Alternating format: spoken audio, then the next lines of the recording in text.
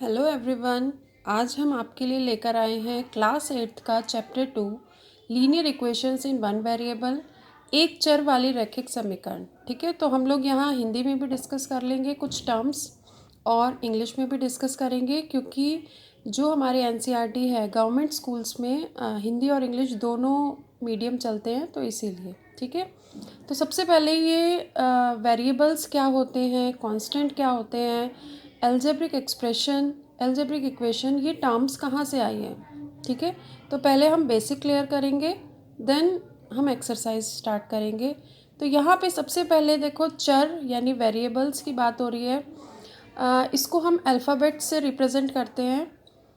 Variables इसीलिए क्योंकि हम इसकी वैल्यू को आइडेंटिफाई नहीं कर सकते। ये वैल्यूज़ कुछ भी हो सकती हैं। एक्स की वैल्यू अब अगर आप पहले देखेंगे तो एक्स वाई इन सब की वैल्यू हम कुछ भी रख सकते हैं।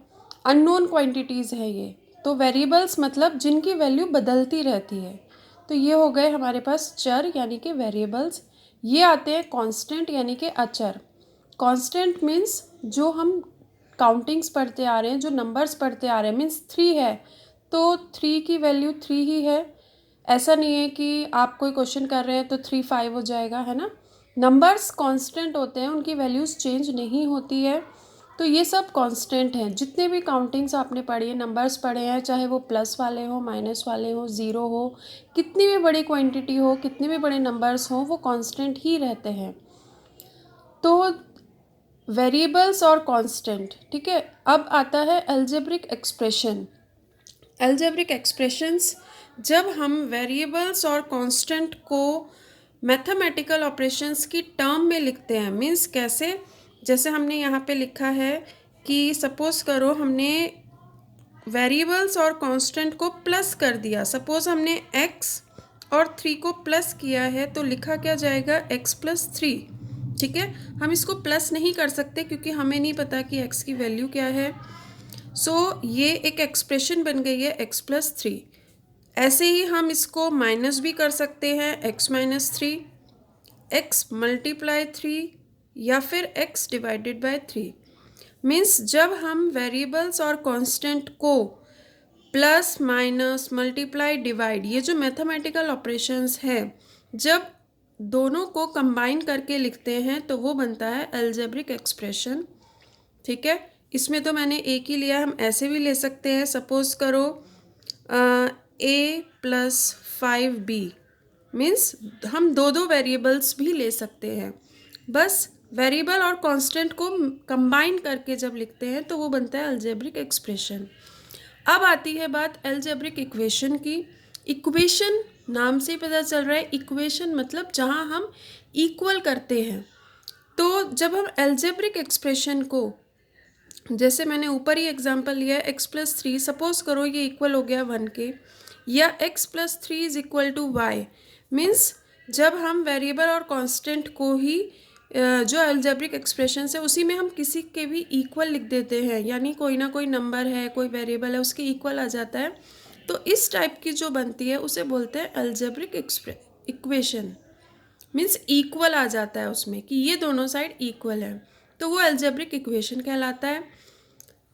अब इसमें ये ऐसे भी हो सकता है कि x plus 5 y plus 100 is equal to 5। ठीक है, तो ये भी हमने एक इक्वेशन बना दी है, तो ये कहलाती है अलजेब्रिक इक्वेशन। अब अलजेब्रिक इक्वेशन बहुत टाइप की होती हैं, बट हम जो इस चैप्टर में पढ़ेंगे वो लीनियर इक्वेशन पढ़ेंगे। लीनियर इक्वेशन मीन्स कि जब वेरिएबल्स सिर्फ एक एक वेरिएबल्स यूज़ किया जाता है, यानी उनकी पावर। देखो अब सबसे पहले थोड़ा सा आइडिया लेते हैं हम कि सपोज करो मैंने यहाँ पे एक्स स्क्वायर ले लिया। देखो हम पावर्स, ये जो पावर है ये हम 7th क्लास में पढ़ चुके हैं। ठीक है, तो एक्स स्क्वायर का मतलब होता है कि एक्स यहाँ 2 टाइम्स आ रहा है। ठीक है, तो अगर यहाँ पे पावर जो है, मीन्स अगर हम एक्स वाई वेरिएबल्स को सिर्फ 1 टाइम ले रहे हैं तो वो लीनियर इक्वेशन है। सपोज करो जैसे मैंने यहाँ पे, अगर आप चेक करोगे कि x प्लस 3 है तो यहाँ पे x कितनी बार आ रहा है, एक बार। इट मीन्स ये लीनियर इक्वेशन है अगर मैंने इसे इक्वल टू 2 लिख दिया। ऐसे ही अब अगर देखो यहाँ पे मैं एक और एग्जांपल लेती हूँ, a plus 5b is equal to 2। यहाँ पे चेक करो ये लीनियर कैसे है। यहाँ पे जो वेरिएबल्स है मीन्स अल्फ़ाबेट है वो एक ही बार आ रहा है, a भी एक बार आ रहा है और b भी एक बार आ रहा है, तो ये होते हैं लीनियर इक्वेशन। ठीक है, अब देखो इनमें डिफरेंस क्या है। ये है linear equation in one variable क्योंकि यहाँ पे सिर्फ x आ रहा है।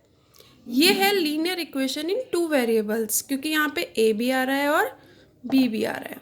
ठीक है, बट यहाँ पे हम लोग केवल वन वेरिएबल की बात कर रहे हैं, तो इसीलिए हम यहाँ पे सिर्फ इस टाइप की इक्वेशन पढ़ेंगे जिसमें वेरिएबल केवल एक होगा, चाहे वो x हो y हो कोई भी हो सकता है।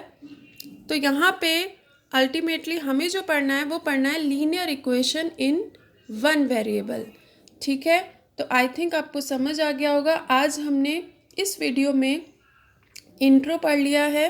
नेक्स्ट अभी हम एक्सरसाइज स्टार्ट करेंगे। सो अगर आपको समझ आ रहा है तो लाइक कीजिए, कमेंट कीजिए और चैनल को सब्सक्राइब कीजिए। आगे हम और भी वीडियोस लेकर आएंगे।